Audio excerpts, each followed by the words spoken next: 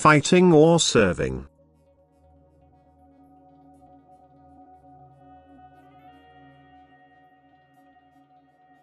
There can be no upward development without struggle, unless love is kindled to such ardor that man now serves in love, and then fighting is no longer necessary. But as long as the will to love is still weak, man will have to fight with himself, with his desires and vices, because ego love is still too strong, and to defeat it demands a hard struggle. And this is the conscious work of the soul that man should do during his life on earth.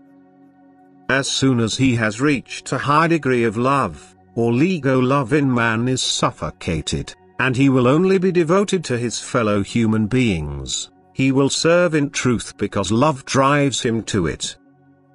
But he will feel happy in this serving love.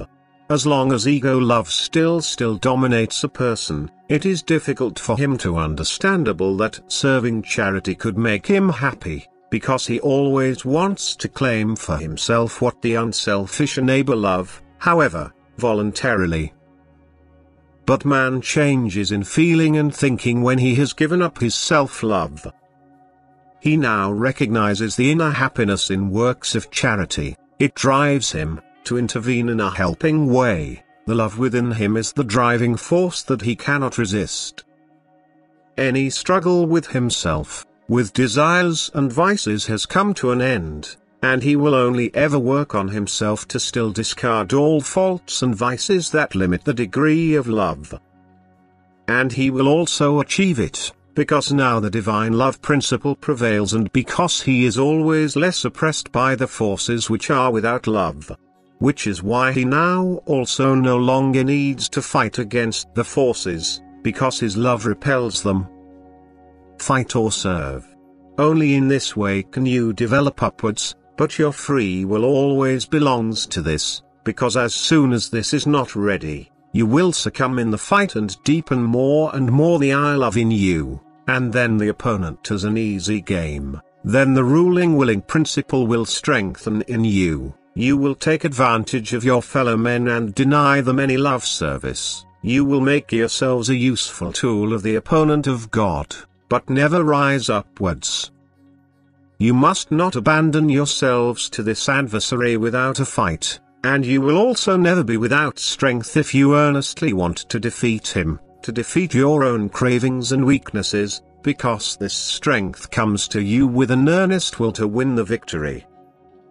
And then opportunities will present themselves to you where your serving help is needed, and as soon as you have practiced giving love without having a selfish thought, then you will also feel the inner happiness that such an act of love brings. All self-love is a part of the enemy of your soul, and therefore seek to get it out of you. Free yourselves from everything that still belongs to him. Let the pure divine love flare up in you, which will make you far more than what you strive to achieve in self-love.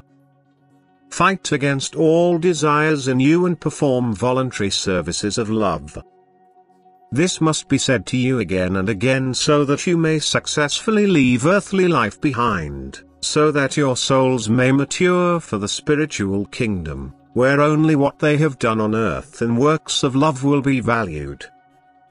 And if she fails on earth, then she must try to reach the degree of love in the hereafter, which will bring her bliss, but this will then be extremely difficult because she lacks the strength to work with love which was abundantly available to her on earth, because then she will need much support and loving intercession which will provide her with strength.